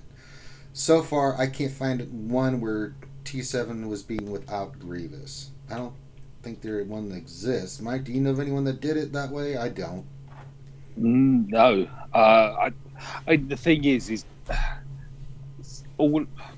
most of us. I'll change that slightly. Most of us were working on Grievous because there was that whole cluster thing of Grievous being launched and misleading footage. Grievous was going to be the Jedi Knight Revan counter and everything. So there was so much investment into him at that point that you're going to run with him. And of course, they did allude to the fact that the newer content. Technically, I know that Grievous has been in games since he's been in games since day one, hasn't he? Wasn't he? He was just ridiculously hard to get because you could only get him through Shard Shop or whatever. But the quick answer: no, I haven't seen a non Grievous success at unlocking Padme at 7-star. But as I say, to counter that or to add to that, that's because most of the community has been investing a lot into Grievous, because although he wasn't a Jedi Knight Revan counter, he is the Separatists are a very strong and legitimate squad against anything else. And of course, in TW and Grand Arena, you can only fight the Revans once. Well, light and dark, so technically twice. But then you've still got everything else to face, and that's where your Grievous will come in. All right. Next question to you, Stoner, from Nathaniel Morgan. Question. I was about to finish Zetas on the Rebel CLS League, both at C-3PO. Should I stick with those or switch to the Padme team? They have similar gear levels.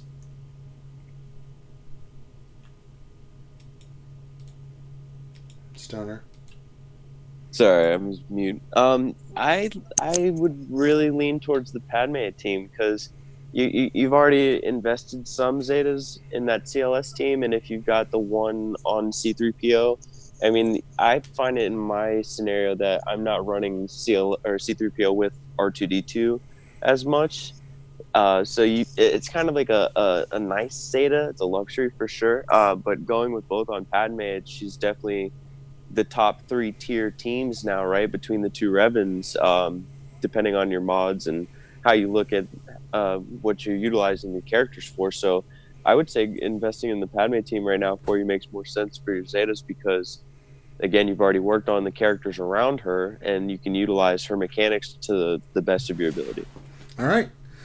And checking again, I have another question from Nathaniel Morgan. Back up top to you, Warrior. Question. Well, it just went poopy. Let me find it again.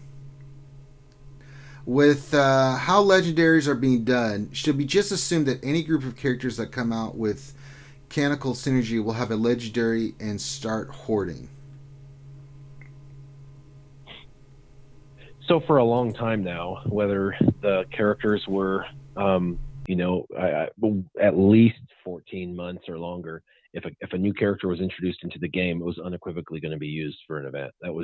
That's just been like a fact.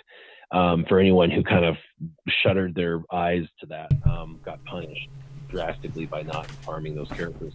The moment something becomes farmable, you need to farm the hell out of it as fast as you possibly can. So take note, there's a ship event coming, and there's going to be Sith ships required. I'm telling you right now, and this isn't something they told me, I'm just saying this is 100% of the time when they make something farmable, they hammer us really quickly afterwards. So if you don't farm the shuttle and then they require 5 Sith ships and that's the 5th ship and you can't participate, it's not my fault, I didn't warn you. So for sure. But yeah, they basically bring out new characters, and every character has a purpose, and so the characters are either going to be the same, along the same line as what they're unlocking, or they're going to be opposite of a particular character. Sometimes they do like with Yoda event, they did like Jedi to unlock a Jedi, and sometimes they do obviously the opposite, like you use dark side to get light side, vice versa. So right now there's nothing actually in the game that's not farmable. Every single thing in the entire game at this very moment is 100% free to play farmable, which is insane. This is the first time since I've been playing the game that I can actually say that. So pretty crazy. So that definitely, the only thing I am currently free to play farming, I know a lot of people are, like the B1 Droidica, which we know what their purpose was for, and then the Emperor's shuttle just went farmable a couple days ago. So I would expect there to be something out of left field, possibly separatist related ship-wise, but probably needing some sort of Empire team or Sith team, probably Sith specific, in ships to beat it. And it'll be interesting because a lot of people don't have the Sith ships. Nobody really uses the tank. Nobody really uses the Sith assassin ship. In fact, this is really going to burn a bunch of people. They gave Sith assassin gear back to a lot of people who just recently geared her up, and she has one of the Sith ships. And if they drop a Sith ship thing, and though they just spent all that gear on Padme, like Arnold T101 suggested, they will then have to gear an entire character up again by force to try to get whatever ship it is. And I'm guessing whatever capital ship they probably want to bring in for this, I am sure is going to probably be a solid meta ship. It'll probably change the ship meta. It kind of does whenever a new ship comes out. It's like there's one ship meta that kind of rules all. So I am fully expecting that before I can get my Empire 7 stars through farming, that there'll be something out. They normally don't let you get to 7 stars casually and then have the event. Normally they try to drop the event before the average person can get to 7 stars, so that way you're forced to buy packs or spend crystals to get the character. So yeah, anytime a new character is introduced, take note, and the moment they become farmable, just freak out on those specific characters. If you're in game, if you're like my free-to-play account, like Scissorman, who cares? Yeah. There's a lot of stuff that comes out. So what? Someday, by the way, someday Scissorman will be there. Yeah, fun fact, I've been playing for 4 months on that alt account. It'll be 17 weeks on next Tuesday. So that's just under 4 months total. It's like a week and a half under 4 months. But I just hit 1 million GP today. I didn't know that 1 million GP was possible in 4 months, but it is. So pretty interesting. All right. And follow up to your question, Hellenix, no, I have not seen it, nor has the panel seen anybody beat the tier 7 without Grievous. Which I know Mike said when he answered the question, but no, it's not working. It's not anything going, it's working. All right, I think that's it for the questions. Let me check one more time. I think we're good. And we went through a lot of questions. Yes, we did. We got through all the questions. Good job, guys. We did a good job. Got through it and stuff. All right, now we're going to get to the part where we allow these awesome folks to pimp their stuff. We're going to start with Scissor Man Warrior. Tell the folks all about you, where they can find you on YouTube, and what you're working on. Warrior Presents and Warrior's Roster Reviews on YouTube. I am currently working on 2 roster reviews. I was last week, but I've been working 7 days a week right now. Going to get somebody hopefully found and hired and trained up, and I'll have a little bit more time. But I did a late night stream last night just for the fun of it with Sure Shot, so that was fun. And, trying to kind of just get my schedule back on. But I work retail sales, and so if anyone knows what that's like, when things are good, it's good, and when scheduling is bad, as a manager, you kind of have to fill in the gaps. And unfortunately, filling in the gaps is working 7 days a week, 13-hour days. So just not a lot of time in my life for anything other than work, and what little bit of time I have, I'm spending with family. But I try to jump on this, and I try to do the once a week live stream, and I'm trying to find some time to do roster reviews and find some time to carve out for 1 or 2 videos a week. I want to get back to doing ship videos just because people really enjoy the ship videos. There's not a whole lot of YouTubers that do anything with ships, and I love ships, so I really like to get back into that. And then of course try and start doing a few videos on my main account, just with Grand Arena and things like that. So you can hopefully see some future content coming up pretty soon. I would love to live stream a Grand Arena on my main account. I think that would be pretty fun if I can make that happen. There you go. All right, next up is Michael W. Huntington III. What's going on in the jolly old land of England? What are you working on? So main account, working on the Padme Galactic Republic squads. As I said a few times, I've got, I think I need 5 more Zeta mats to have a second Zeta. I've already done Padme lead. I've done Jedi Knight Anakin. So Snips and GK, Mr. Beardy, they're going to get theirs, and I'm really going to start to try it all out in Arena until I've got other content that I can try them against. I'm going to play around also with Yorkie. Yorkie's got 3 Zetas that he can apply, and I think he's going to do Mr. Beardy, Snips, and Barris, I think. I'm not sure yet, but I'm going to play around there, so I'm going to be deploying a couple of Zetas there. I've got my Grand Arena, haven't gone yet. I'm actually against one of Warrior's guildmates, I believe, Kev224. I don't know.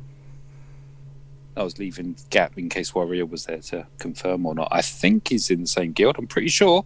I just remembering back to the last territory war, and yeah, he was in there, and so was Warrior. So anyway, so I've got that to go.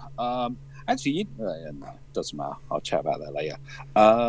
So that's what I'm doing there. And I'm just going to try and do some more commentary vids rather than just the plain old game sounds, and that's it.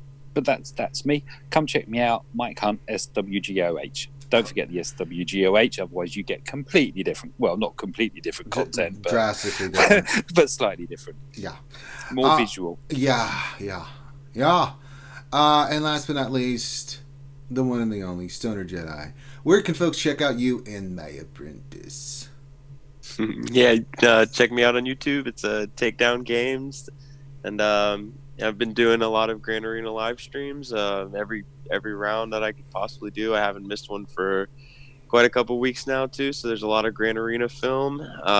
Been working on making more videos too on my channel. So my goal this month is to put out a video every day, or at least a stream. So I really appreciate it if you come and subscribe to the channel. And also shout out my guild, Mighty Chlorians, MC Strong, and all these guys here too, Ranger, Finn, Warrior, Mike. Thank you guys all for your support, and always love hanging out with you guys, man. Absolutely. And of course, if you're watching this, you're watching Reality Skewed Gamers. We do this every Saturday as much as possible. Jedi Academy's been running strong over 100 episodes and still kicking. And we'll continue to do it. So every Saturday from 10 to 12, roughly when we get done. So we have other content out there. We have our lunch stream we do from 12 to 1. I've been doing Grand Arena like Xylo has. I've been doing mini roster reviews. We have other content, like tomorrow will be our D&D game that we do. We've got Battlefront. I haven't had a lot of time this week to do Battlefront, but we will get back into that. So apologies there. Just been so much going on with this game, with the Padme event and stuff, that just kind of took over. So we will get back to that. But for our channel, make sure you like and subscribe. And do the same for all these other channels. These guys come out here on their own time to help you with their stuff. Do them a favor. Go watch the videos. Give them thumbs up. Support them. Subscribe to the channel. Same thing with us. Now for Grand Arena, Finn, what time do you think we want to do Grand Arena today? Soon TM? What time? Soon TM? What does that mean? I don't. When are you free? When are you free? You're the one that's all like, I'm not free today. I'm too busy. Well, me, I don't know, because I'm probably going to go see Shazam in a little bit. Shazam! Alright, I will do it at 2 I'll do it. I am of no help. How are you going to help? You're going to go to a movie theater. That's what I said. I am of no help. Yeah. None. Alright, so I'll do it at 1 p.m. Eastern here, guys, here in about an hour. It'll be on Twitch. So if you haven't joined our Twitch channel, please do follow us there. That's where it'll be Grand Arena. We can't dual stream. We've signed up for Twitch, so Twitch is where it'll be at. So check out the Grand Arenas on Twitch. We'll start that in an hour. The guy that I'm facing, Drayton, awesome guy. Really been talking back and forth with him. He's in the Australian New Zealand Guild, and he just super guy. Recorded some of my defenses. Defenses did pretty well, but yeah, well, he put some fun teams down for us to try to figure out. So if you really want to see some strange teams, Zyla, what are you doing? You want to come hang out and do Grand Arena here in an hour? Yeah, I'm free. I'm actually, as soon as I jump off here, I'm gonna go do mine. Sure. And then I'm definitely free too. So All right. always love hanging out with you, brother. All right, we'll start at 1 and work our way around, and then so we'll be over on Twitch doing the Grand Arena finals. It's going to be a lot of fun because he put a lot of fun teams down. It's going to make us really think, and he said he was going to do that. I'm like, yeah, go for it, brother. It'll be interesting. So check that out. And with that, we're going to wrap up this Jedi Academy. Thank you guys for being here. Also, I forgot, check out Jedi Master Dasher's channel. She pimped it, but make sure you check her stuff out as well. And there's some other links to people that are usually here but weren't here today, Remon and Operation Metaverse, things of that nature. All their channels are linked down below, so you can check out all their content. But with that, we'll call this one done. So on behalf of myself and the Jedi Academy, thank you guys for stopping in. Have a great rest of your day, and we will see you in a little bit. Peace.